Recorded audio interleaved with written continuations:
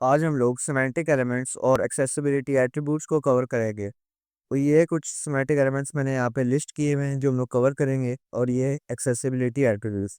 तो पहले हम लोग एक इंडेक्स और डिक्शनरी पैरा बना लेते हैं। बॉय ब्रेड को रखना जनरेट कर लें, और यहाँ टाइटल दे देंगे मॉड्यूल नंबर 7। तो जो हमारा हमारे सबसे ज़रूरी 3 टैग होते हैं सिमेंटिक एलिमेंट्स में।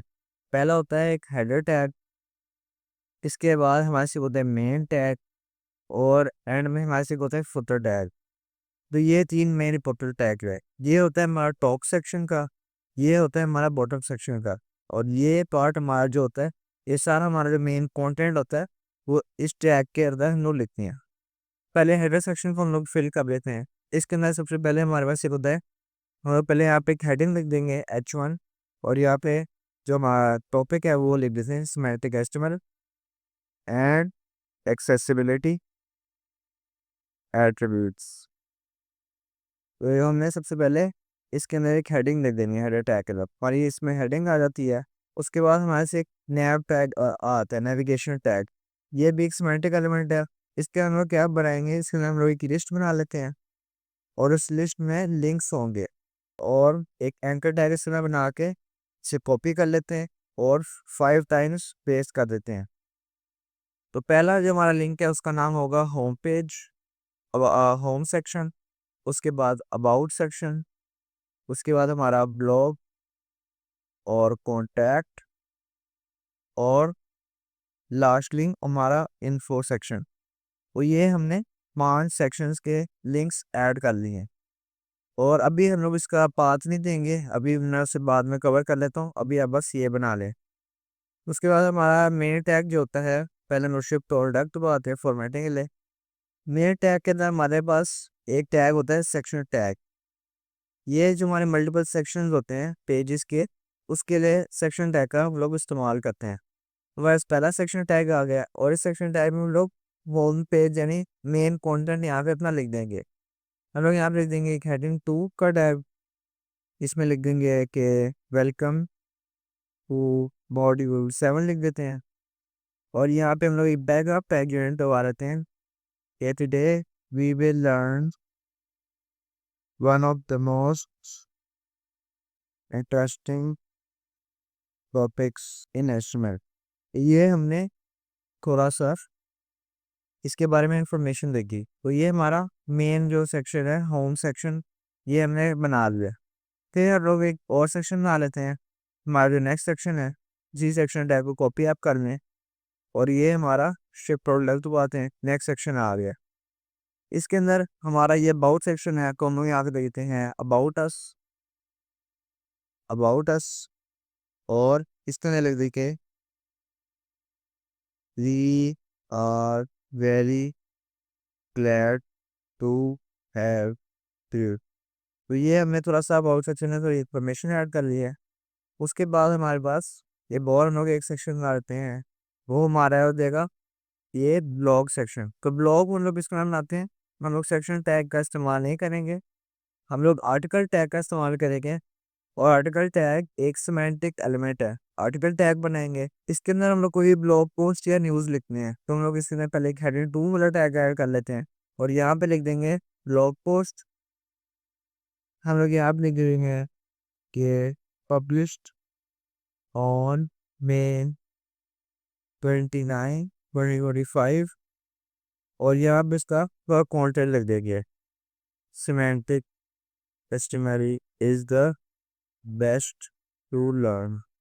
तो ये हमने इसका कंटेंट लिख दिया। तो ये हमारे पास एक आर्टिकल सेक्शन आ गया। अब हम लोग अपनी वेबसाइट को चेक कर लेते हैं कि किस तरह बन रही है। फाइल को आप सेव कर लें, और हम लोग अपनी वेबसाइट को चेक कर लेते हैं। तो ये हमारी वेबसाइट खुल गई, और ये कुछ इस तरह दिखाई देगी।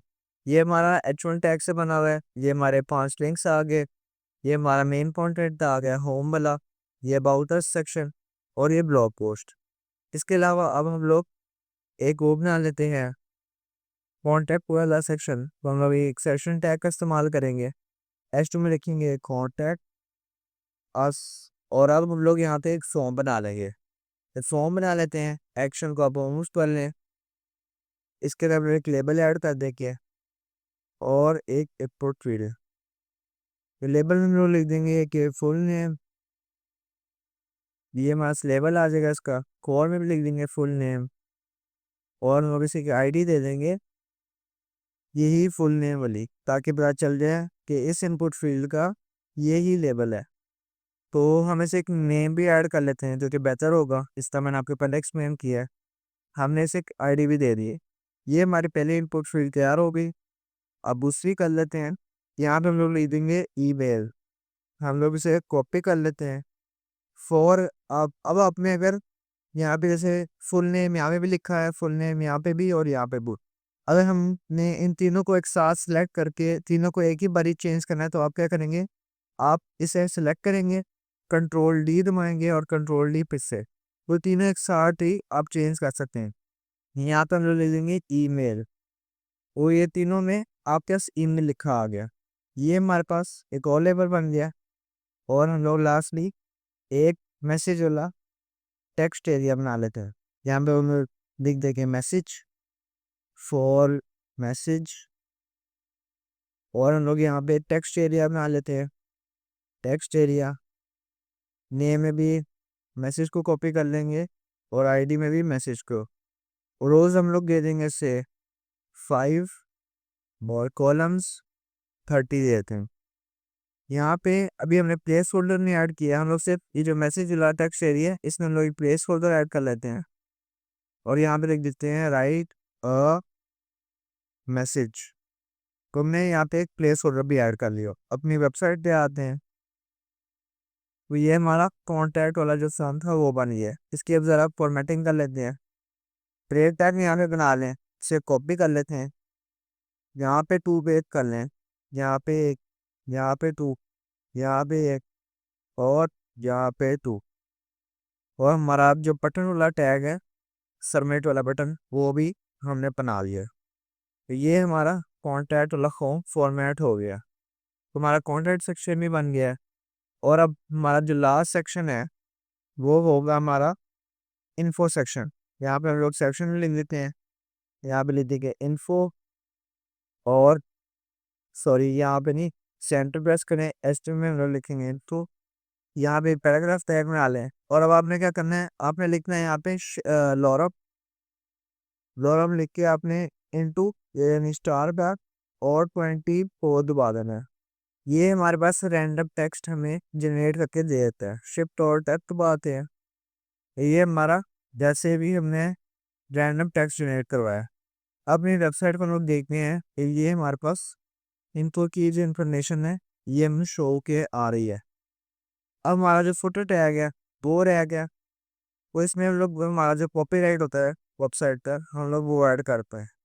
यहाँ पे आप लिखेंगे एम्परसैंड कॉपी और ये सेमी कोलन। कॉपी यहाँ पे आप नल लिख देंगे 2025। वेबसाइट का यहाँ पे नाम लिख देंगे, अगर दराज है तो दराज, फुल स्टॉप लगा के ऑल राइट्स रिजर्व। तो ये हम लोग फुटर के अंदर एक मैसेज देख देते हैं कि कॉपीराइट इसका रिजर्व्ड है। अब हम लोग मेरी वेबसाइट को चेक कर लेते हैं, तो फुटर ये हमें यहाँ पे शो हो रहा है। तो अब हमने इन लिंक्स को वर्केबल में बनाना है। अभी तो ये लिंक्स कुछ भी नहीं कर रहे।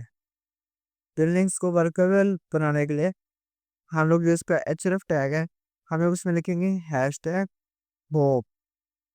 हैशटैग होम हमें जो हमारा होम सेक्शन है यानी ये सेक्शन हमें इसकी तरफ ये पहुंचा देगा। तो हमारे पास ये सेक्शन में पहुंच जाएंगे। पहले मैं थोड़ी ज़रा स्पेसिंग यहाँ पे ऐड कर लूँ।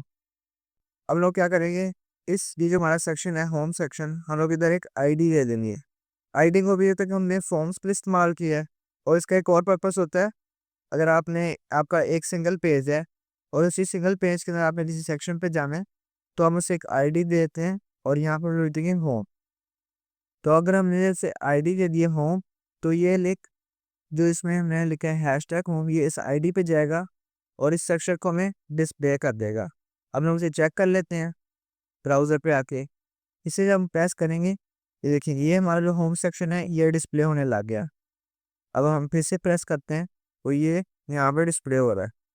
अब इसी तरह हम लोग बाकी सब सेक्शन के लिए भी कर देंगे। यहाँ पे hashtag about, hashtag blog hashtag contact और यहाँ पे हैशटैग हो।